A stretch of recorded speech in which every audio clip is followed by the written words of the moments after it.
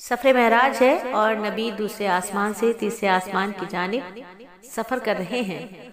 دوسرے آسمان کی سیر سے فارغ ہوئے تو جناب جبرائیل علیہ السلام اور بڑے اولو العزم مقرب فرشتے ہیں، وہ آپ کو تیسرے آسمان کی طرف لے کر چلے۔ نبی فرماتے ہیں کہ تیسرے آسمان کے دروازے بھی پہلے اور دوسرے آسمان کی طرف بند تھے۔ حضرت جبرائیل نے وہاں دستک دی، سوال جواب ہوئے، تیسرے آسمان کا دروازہ کھلا۔ جہاں میں داخل ہوا تو یہاں فرشتوں کا ہجوم ہے اور ہر پچھلے آسمان سے کہیں زیادہ ہے۔ ان کی نورانیت، ان کی تسبیح و تصدیق کی گونج، اللہ اکبر۔ یہاں فرشتے بھی آپ کی زیارت کے لیے پروانوں کی طرح چلے آ رہے ہیں، جھکے جا رہے ہیں۔ تمام ملائکہ زیارت محمدی سے فارغ ہوئے تو وہاں آپ کو وہ روحانی خلعت فاخرہ زیبتن کیا گیا جس پر نوری حرفوں میں یہ آیت لکھی ہوئی تھی: اے نبی محترم والا چشم، اے رسول کبریا فخر امم، شاہد و مشہود کا تم کو لقب دے رہی ہے، تم کو اب سرکار رب اور جنت کے مبشر تم ہوئے، وہ ہمارے تم کو یہ خلعت ملے۔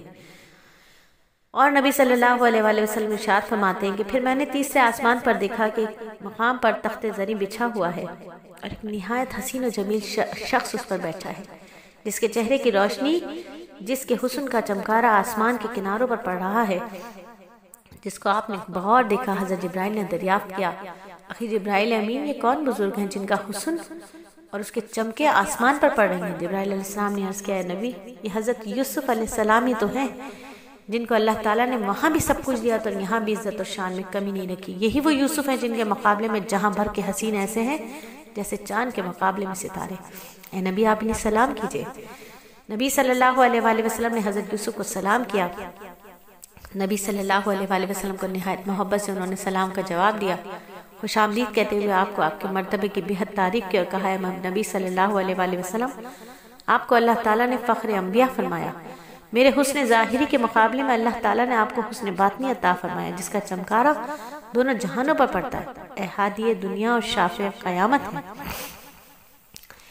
اے شفیع دو جہاں پیارے رسول، کر لیا اللہ نے تم کو قبول اور وہ عزت عطا کی اے نبی، انتہا جس کی نہ تھی حد باقی رہی۔ آپ فخر انبیاء و مرسلی، آپ ہادی و شفیع و مذنبی۔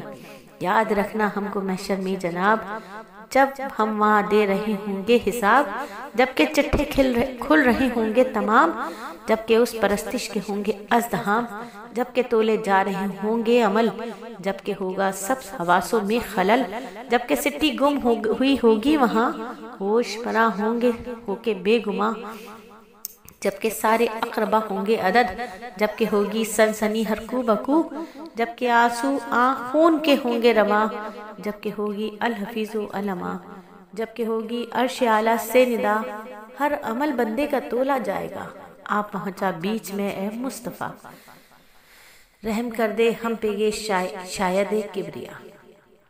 اور پھر چلے میرے نبی چوتھے آسمان کی جانب۔ نبی پاک صلی اللہ علیہ وآلہ وسلم فرماتے ہیں کہ جب میں تیسرے آسمان پر پہنچا اور سیر سے فارغ ہوا تو چوتھے آسمان کی طرف رخ کیا۔ یہاں کا دروازہ بھی سابق آسمانوں کی طرف بند تھا، یہاں بھی جبرائیل نے دروازہ کھلوایا۔ جب آپ چوتھے آسمان پر تشریف لائے تو آپ نے ملاحظہ فرمایا کہ چپے چپے پر ملائکہ نبی صلی اللہ علیہ وآلہ وسلم کے سامنے اللہ کی تسبیح بیان کر رہے ہیں اور بہت شدت ہو رہی ہے اس تسبیح میں، اور اتنی شدت ہے سبوح القدوس کی کہ کیا لکھوں کہ جیسے بادلوں میں کڑک ہوگی جو اس تسبیح الہی میں ہے۔ یہاں پہنچے تو تمام فرشتے آپ کی زیارت کے لیے اٹھے اور مرحبا خوش آمدید کہتے ہوئے آپ کی زیارت سے مالا مال ہوئے۔ چوتھے آسمان پر آپ کو ایک نورانی خلعت فاخرہ عطا کی گئی جس پر نورانی حرفوں میں یہ آیت لکھی ہوئی تھی: جملہ تعریفیں ہیں اس اللہ کی، خوبیاں جتنی بھی ہوں اس ذی جاہ کی، ہر دو عالم کی ہے جو حمد و ثنا، اس کے لائق ہے فقط کبریا، جس نے اپنے فضل سے ایسا کیا اپنے بندے کو کلام اپنا دیا، یعنی قرآن ان پر نازل کر دیا جس کو کہتے ہیں محمد مصطفیٰ، ان پر نازل ہوں وہ درود بے شمار، اے میرے معبود اے پروردگار۔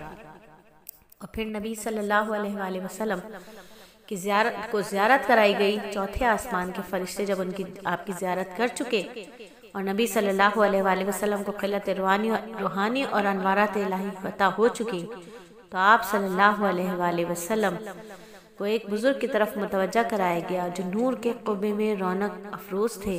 ان کے قبے کی پیشانی پر لکھا تھا لا الہ الا اللہ محمد رسول اللہ، کہ نیچے سنہری حرفوں میں قبہ ادریس پیغمبر لکھا ہے۔ آپ فرماتے کہ میں نے بغور دیکھا کہ اس قبہ نورانی میں ایک ادھیڑ عمر کے نورانی بزرگ رونق افروز ہیں، جن کی نسبت آپ نے جبرائیل علیہ السلام سے دریافت فرمائی کہ یہ بزرگ کون ہیں۔ جبرائیل علیہ السلام نے عرض کیا نبی ادریس پیغمبر ہیں، حضرت ادریس ہیں۔